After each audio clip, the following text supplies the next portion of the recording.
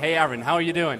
Good, how are you? I'm good. Yeah. So you are another Australian expat. I am, yes. In Germany, right? Yes. Yeah. We're one of the many in Berlin. Okay. I think Berlin is a bit of a mecca for a lot of Australians. Okay. And also coming from Melbourne, Australia, like Berlin is a very similar city. The dynamics, the culture, Okay. just the general vibe of the city sits very well with people from Australia and particularly from Melbourne, right? So Okay. yeah, the transition here has been super easy. Everybody speaks English in Berlin. Well, right? that's the thing. If you want to learn German, don't come to Berlin. Somebody told me once, an American, not an Australian, but an American told me once, we Germans, he called it language vampires, because people come here, they speak English, they want to learn German, and whenever they talk to me and other Germans, we just switch to English, so they can't practice their German, which exactly. is...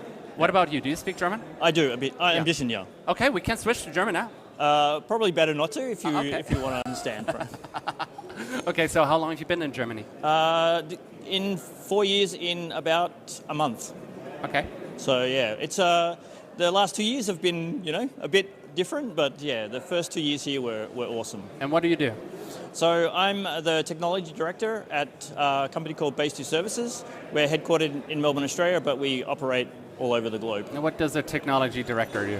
So I basically work with our customers and help solve their problems, right? So help them better leverage cloud technology, better improve their team's ability to deliver their software. We work with a lot of SaaS companies and sort of help them kind of focus on delivering their products and enable them to leverage cloud technology to deliver great products to their customers. Okay, and you've been working with AWS for quite some time, and it dates back to 2006.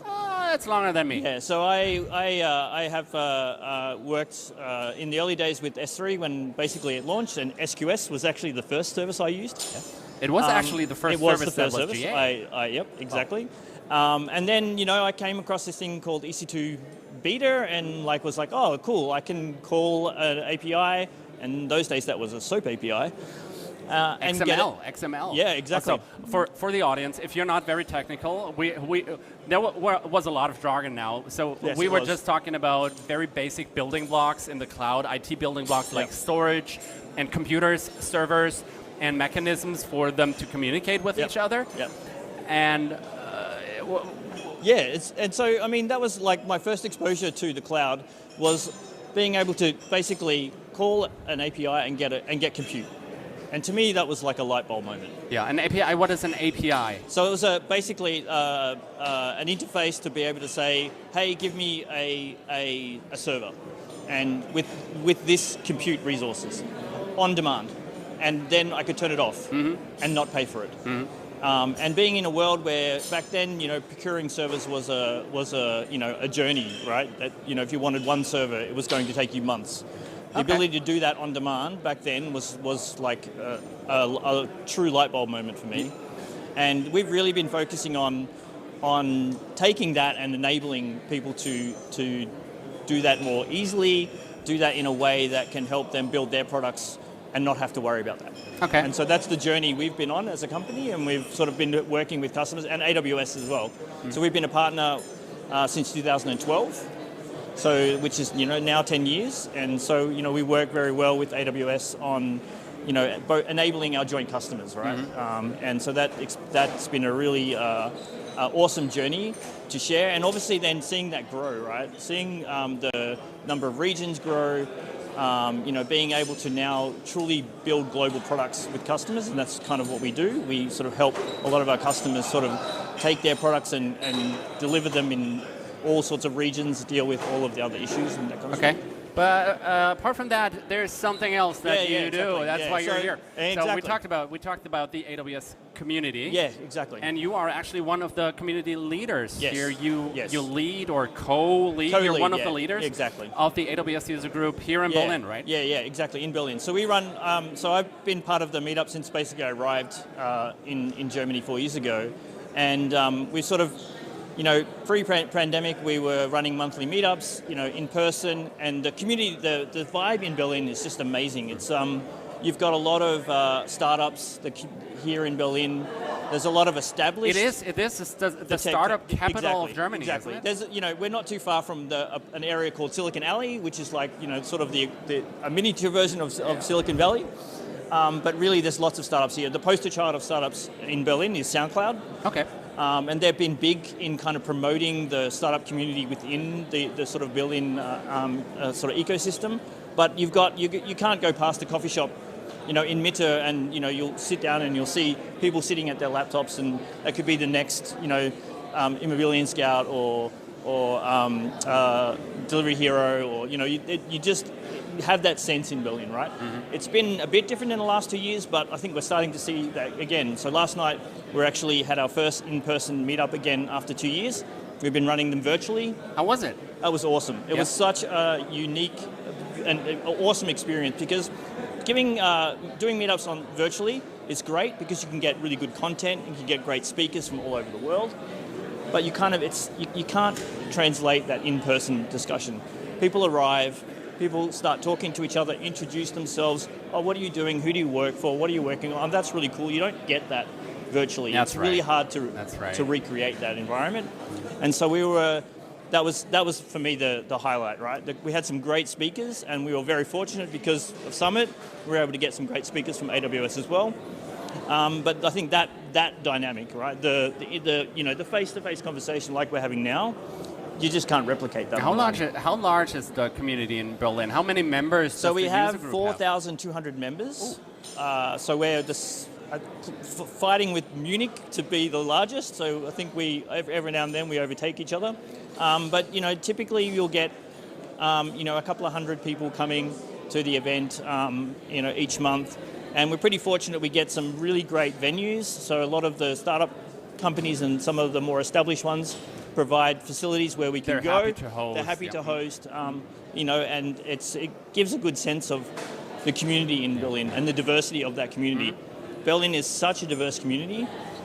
It is really amazing. You've got people from all over the world coming here. It's a really some melting pot from a culture perspective, but also a tech perspective. Mm-hmm. So there's a lot of innovative companies here, and it's really exciting to hear from them, listen to what they've got to say, and the community, I think, are really looking forward to, getting back together regularly, right? Yeah. In person. So for me, that's I'm really looking forward to that aspect. Yeah, and there are actually many user groups throughout the world, all over the place. So if you want to get in touch with anyone who works with AWS, not necessarily but who works with AWS, if you want to network, if you want to share experience, if you want to meet someone you can learn from, or I don't know, even if you're looking for a job or you're looking for employees, if you are looking for employees, there are user groups all over the world. We've got I think we've got 20-something in Germany alone. Yeah, exactly. Yep. And the good thing about a lot of a lot of the other user groups in Germany, they also do German-speaking user groups, which I think is super important, because I think there's often that barrier, right, for a lot of Germans. And so I think that it's really awesome to see, user groups in native languages. I think we take it for granted, being a native English speaker, I kind of take that for granted.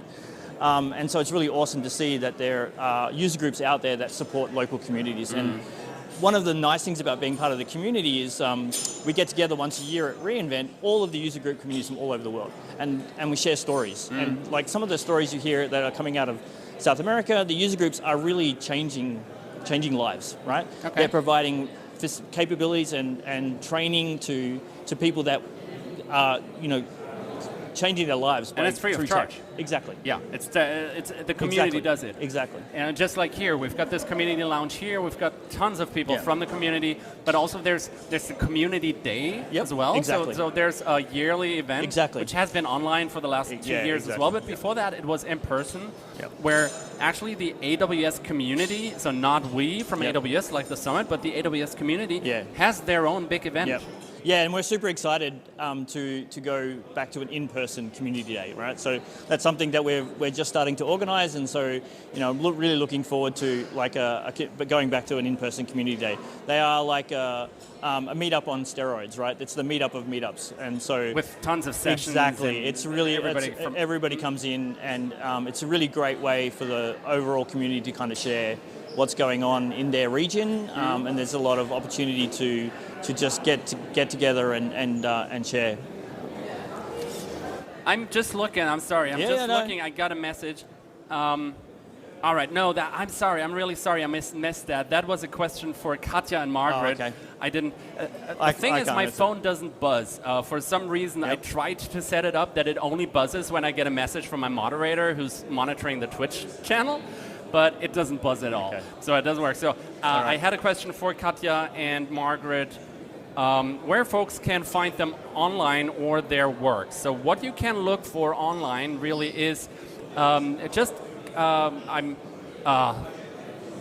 look for AWS sustainability. Maybe use the name Katja or Margaret, and I'm pretty sure you're going to find some of their work, blog posts or other material. Yep. So I'm sorry I missed that while they were on stage. Yep. Aaron, I don't have a question for you. Maybe somebody in the audience has a question for Aaron around community, around user groups. But apart from that, I mean, you're going to be here for the 2 days. Yeah, that's you right. live here, right? Yeah, exactly. So for me, it was it's a relatively easy journey, and we're pretty lucky to have the summit here in Berlin, and yeah, just being able to sort of easily immerse yourself.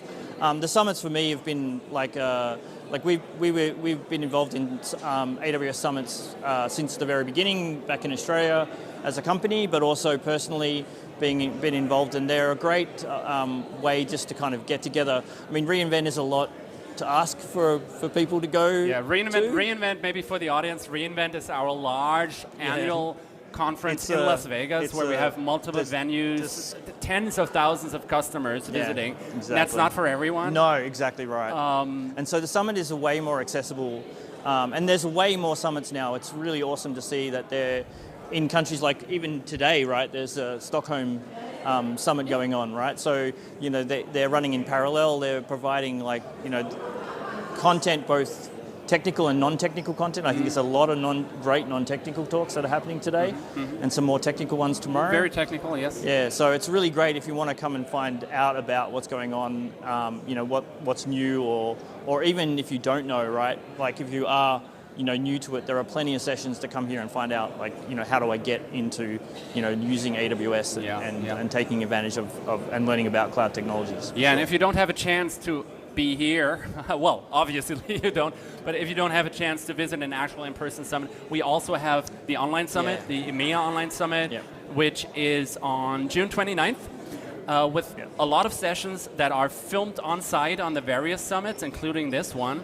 but also some sessions that are dedicated, that are produced for the EMEA Summit, where you can have sessions about technical and not so technical topics. So if you're interested, just Google for AWS Summit Online, and you'll find a way to sign up.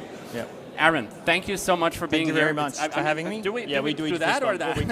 We can do both. It's like it's kind of like we're back to. I think it's back to in person. Actually, I don't like shaking hands so much. I like that. I'm totally okay with that too. It was great to have you Nice here. to. Enjoy the show. Enjoy the summit. Yep. See you later, Aaron. Okay. Thank you. Thank you. So.